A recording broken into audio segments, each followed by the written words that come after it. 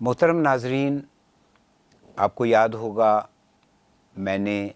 पिछली मर्तबा अपनी गुफ्तगू शुरू करने से पहले ये कहा था कि गज़ल पेश करने के इरादे से बैठा हूँ, लेकिन मालूम नहीं कि गुफ्तगू कितनी लंबी हो जाए। और वही हुआ कि मैं बोलता चला गया और वक्त इतना नहीं रहा कि मैं गज़ल पेश कर सकूं। आपको ये भी याद होगा कि मैंने उसमें पिछली वीडियो में ये बताया था कि एक मिसरा है जो मुझे हॉन्ट कर रहा था और काफ़ी वक्त तक मुझे हॉन्ट करता रहा। और मैंने मिसाल भी दी थी कि मीर तकी मीर जो हैं उनके साथ ये वाक़या जो है वो हुआ कि वो एक मिसरा जो है वो काफ़ी देर तक उसी के उसमें रहे, उसके तसल्लुत में रहे, उससे ऑब्सेस्ड रहे, तो दुनिया व माफिया की खबर भूल गए थे। तो वो मिसरा ये था कि जमाल यार तुझे आंख भर के देख तो लूँ। अब यहाँ पर मैं एक बात कहना चाहता हूँ, ये जो एस्थेटिक्स है, ये जो जमालियात है, ये तो रूह है ना। आप कोई भी फ़न लतीफ़ ले लेंगे, जमालियात के बग़ैर उसका तसव्वुर ही नामुमकिन है। अगर आपके अंदर हिस्से जमालियात नहीं है, एस्थेटिक्स सेंस नहीं है, तो फिर एक इंसान में और एक किसी दूसरी मखलूक में कोई फ़र्क नहीं रहता। इंसान कई हवालों से दूसरी मखलूक़ात से अफजल है। उनमें से वो हवाले जो हैं वो हम एक एक करके उनको गिनवाना नहीं चाहेंगे, लेकिन ये कि एक फ़र्क जो है दोनों में वो एस्थेटिक्स का है। अगर किसी शख्स में जमालियात का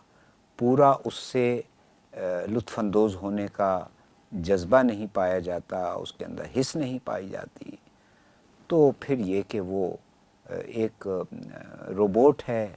एक बुत है, एक मुजस्समा है, इससे ज़्यादा वो कुछ नहीं है।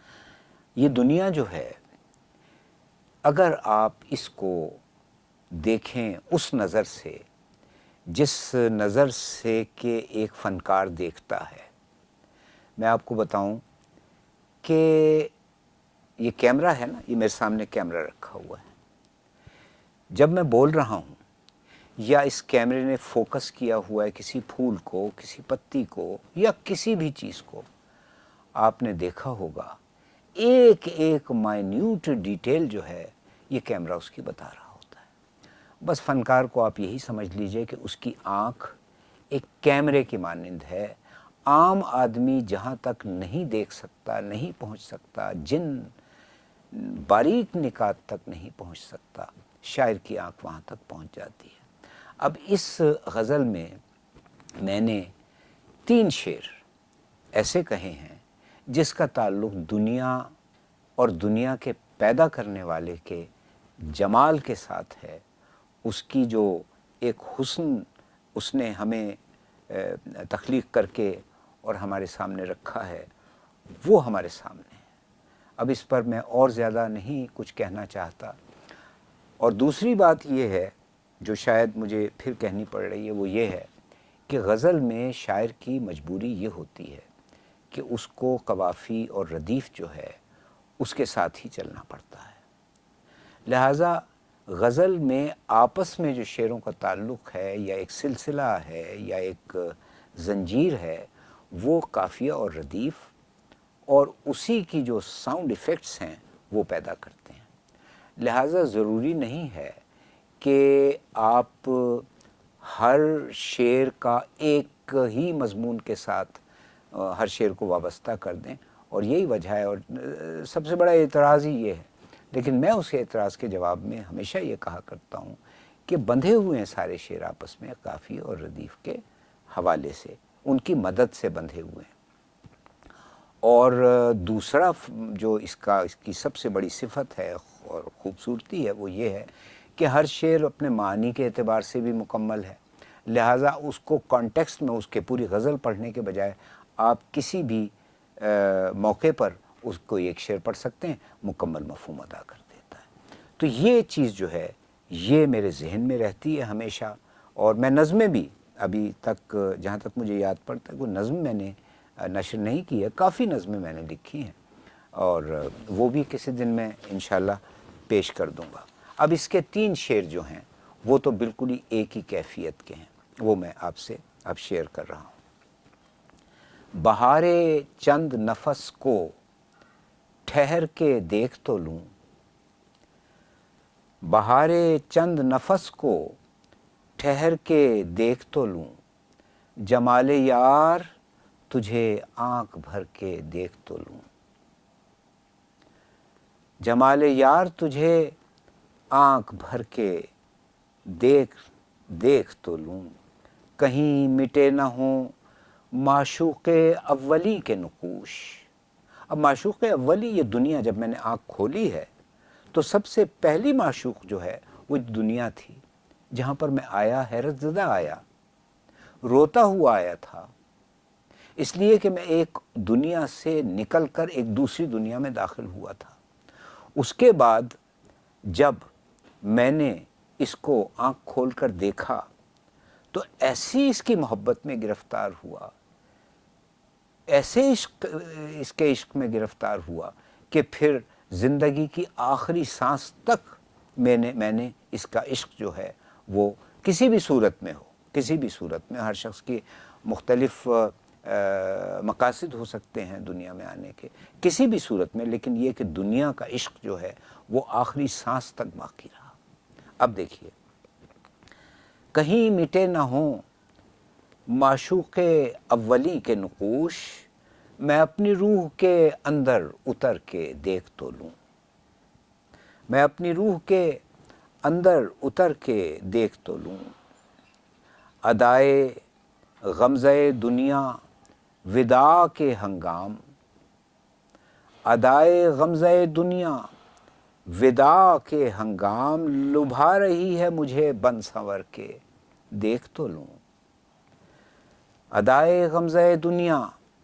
وداع کے ہنگام، لبھا رہی ہے مجھے بن سنور کے دیکھ تو لوں۔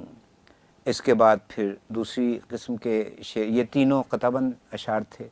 دوسری قسم کے شعر شروع ہو جاتے ہیں۔ ادائے غمزہ دنیا وداع کے ہنگام، لبھا رہی ہے مجھے بن سنور کے دیکھ تو لوں، جو سچ کہوں مجھے جادو پہ اعتقاد نہیں، جو سچ کہوں مجھے جادو پہ اعتقاد نہیں، تمام پہلو مگر اس خبر کے دیکھ تو لوں، تمام پہلو مگر اس خبر کے دیکھ تو لوں۔ یہ خبر کیا ہے؟ اگلے شعر میں آ جائے گی بات کہ یہ خبر کیا ہے جو مجھ تک پہنچی۔ جو سچ کہوں مجھے جادو پہ اعتقاد نہیں، تمام پہلو مگر اس خبر کے دیکھ تو لوں، اور وہ خبر یہ ہے کہ سنا یہی ہے کہ جادو بھرے ہیں نین اس کے، جادو پر اعتقاد تو نہیں ہے،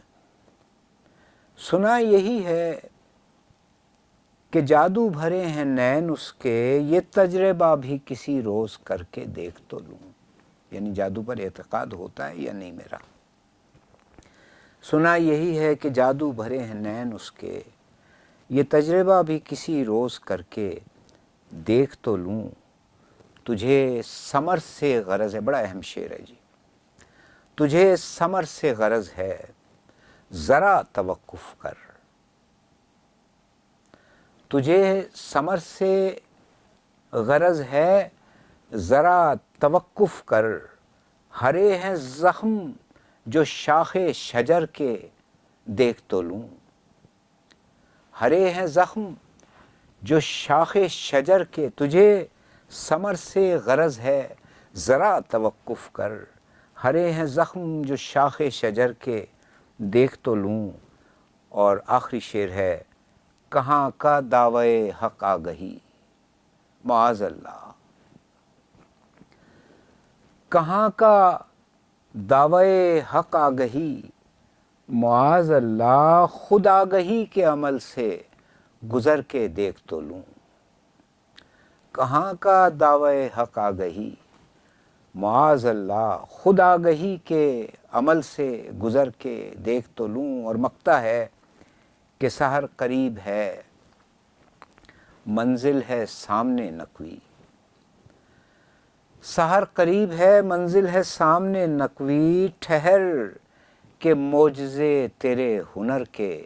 دیکھ تو لوں، ٹھہر کے معجزے تیرے ہنر کے دیکھ تو لوں، بہارے چند نفس کو ٹھہر کے دیکھ تو لوں، جمال یار تجھے آنکھ بھر کے دیکھ تو لوں۔